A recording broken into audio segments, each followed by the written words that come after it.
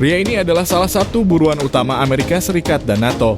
Dia adalah orang sipil yang memimpin puluhan ribu tentara bayaran yang ganas. Pria ini memimpin tentara bayaran yang menjadi ujung tombak perang di Ukraina. Dia adalah salah satu orang kepercayaan Presiden Rusia Vladimir Putin.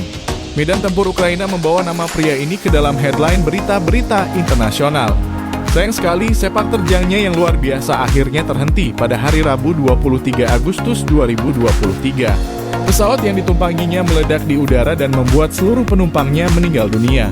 Siapakah dia? Bagaimana dia memulai semua ini? Apa yang telah dia lakukan untuk negaranya? Tentara bayaran manakah yang dia pimpin? Dan mengapa dia meninggal? Mari kita cari tahu lebih banyak lagi dalam video kita kali ini.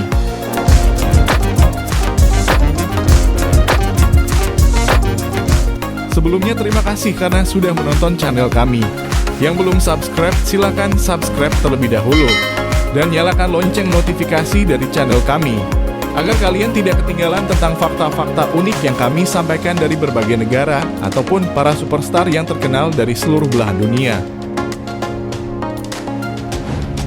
Yevgeny Prigozhin adalah seorang pemimpin atau bos suatu organisasi perusahaan militer swasta. Perusahaan ini disebut-sebut berasal dari Rusia dan beranggotakan mantan prajurit tempur dari seluruh dunia. Tentu saja pasukan ini bukan pasukan amatiran, namun pasukan yang memiliki jam terbang tinggi serta kemampuan khusus dalam berperang. Yevgeny Prigozhin adalah orang biasa atau orang yang bukan dari militer. Pada awalnya dia tidak memiliki latar belakang aktivitas militer. Lalu bagaimana dia bisa menjadi pemimpin tertinggi dari organisasi militer swasta yang terkenal dari seluruh dunia ini? Awalnya Prigozhin adalah seorang pebisnis di bidang kuliner yaitu catering. Walaupun masa mudanya pernah dia habiskan di penjara karena kejahatan seperti perampokan, penipuan pada tahun 1981. Kemudian Prigozhin membuka restoran mewah yang bernama Concord Catering di Saint Petersburg pada tahun 1996. Seiring berjalannya waktu, restoran yang dipimpinnya menjadi besar dan mendapat kontrak dari pemerintah Rusia. Concord Catering mendapat kontrak untuk mensuplai makanan ke sekolah dan instansi pemerintah, serta mengirim makanan kepada para prajurit militer Rusia, dan juga mendapat kesempatan untuk menjamu makanan bagi tamu kenegaraan Rusia. Semenjak itulah Prigozhin menjadi dekat dengan pemerintah Rusia dan diisukan menjadi sekutu Presiden Putin dengan sebutan Koki Putin. Tentunya kedekatan dengan Presiden Putin tidak hanya sekedar di atas meja makan, melainkan berkembang lebih besar lagi peranan Prigozhin dalam kerjasama dengan pemerintah Rusia. Prigozhin menjalankan operasi-operasi yang dilarang dalam hukum di Rusia.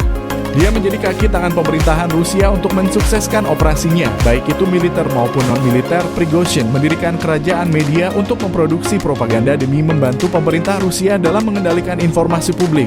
Saat Perang Crimea meletus pada 2013 sampai 2014, Rusia mengirim tentaranya ke daerah Crimea, Ukraina, untuk merebut daerah tersebut.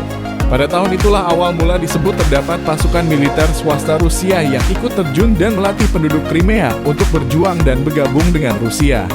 Wagner Group disebut sebagai nama dari organisasi militer swasta dari Rusia. Ikut bergabung di Crimea dengan mayoritas prajuritnya adalah veteran perang dari Timur Tengah pada saat itu. Wagner mendukung separatis pro-Rusia di Crimea dan di Donbas, daerah timur laut Ukraina. Dan pada saat itulah terdengar seseorang dengan nama Dmitry Utkin, yang dikenal sebagai komandan lapangan dari para pasukan Wagner. Dmitry Utkin adalah mantan pimpinan militer Rusia yang ikut bertempur di Suriah. Jika Dmitry Utkin adalah seorang pejuang sejati di medan perang, maka Prigozhinlah yang mengatur segala pendanaan yang diperlukan oleh Wagner. Prigozhin melakukan lobby dan menerima instruksi dari pemerintah Rusia. Tentu saja semuanya dalam kondisi yang serba abu-abu atau rahasia. Perusahaan militer swasta Wagner menjalani perang dari satu negara ke negara lain mewakili pemerintah Rusia secara tidak resmi. Karena menurut hukum Rusia ataupun internasional, mereka tidak diperbolehkan menggelar operasi militer di negara yang berdaulat. Mulai dari mendukung Presiden Suriah Bashar al-Assad dan menjaga ladang minyak negaranya, mendukung Jenderal Libya yang mengusai pemerintahan yaitu Khalifah Haftar, dan masih banyak lagi. Wagner Group beroperasi di negara-negara Afrika seperti Mali, Sudan, dan yang lainnya. Nama Wagner Group semakin terkenal dan dikenal luas semenjak mereka turut andil dalam perang Rusia melawan Ukraina. Status negara Ukraina yang berdaulat tidak bisa dilakukan penyerangan secara langsung oleh pemerintah Rusia. Maka dikirimlah grup Wagner untuk memulai operasi separatis di daerah Crimea dan juga di daerah Donbas. Mereka membaur menjadi rakyat biasa dan melakukan demonstrasi yang merusak dengan tujuan untuk melepaskan diri dari Ukraina.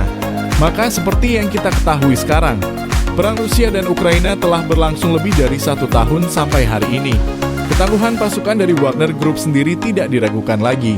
Mereka menjadi ujung tombak garda terdepan dalam pertempuran ini. Keganasan mereka dalam berperang menjadi tumpuan dari pemerintah Rusia untuk masuk pertama kali ke daerah yang dikuasai oleh Ukraina. Untuk menghadapi perang dengan Ukraina, Prigozhin banyak melakukan rekrutmen mantan tentara dari berbagai dunia. Bayaran yang besar diyakini membuat para veteran perang tergiur untuk terlibat di medan pertempuran Ukraina. Dilaporkan bayaran yang diterima oleh para pejuang Wagner tersebut bisa mencapai 100-150 juta rupiah. Angka yang besar juga ternyata sepadan dengan resiko kehilangan nyawa bagi mereka. Selain merekrut tentara berpengalaman, Prigozhin juga merekrut para tahanan yang ada di penjara-penjara Rusia. Mereka dijanjikan kebebasan dan uang yang besar. Walaupun banyak yang menyatakan bahwa para tahanan tersebut hanya dijadikan umpan untuk memancing posisi musuh saja. Dunia dikejutkan dengan informasi kematian dari Yevgeny Prigozhin pada hari Rabu 23 Agustus 2023. Pesawat yang ditumpanginya tiba-tiba meledak di udara dan jatuh terbakar. Tidak ada korban yang dilaporkan selamat dari peristiwa itu, termasuk Dmitry Utkin yang ternyata ikut naik di pesawat naas tersebut. Kejadian ini tentu saja menimbulkan berbagai macam spekulasi. Bagaimana pesawat jet pribadi tersebut bisa meledak di daerah Rusia secara tiba-tiba? Banyak informasi yang menyebutkan Prigozhin tewas karena sudah menjadi target oleh pemerintah Rusia.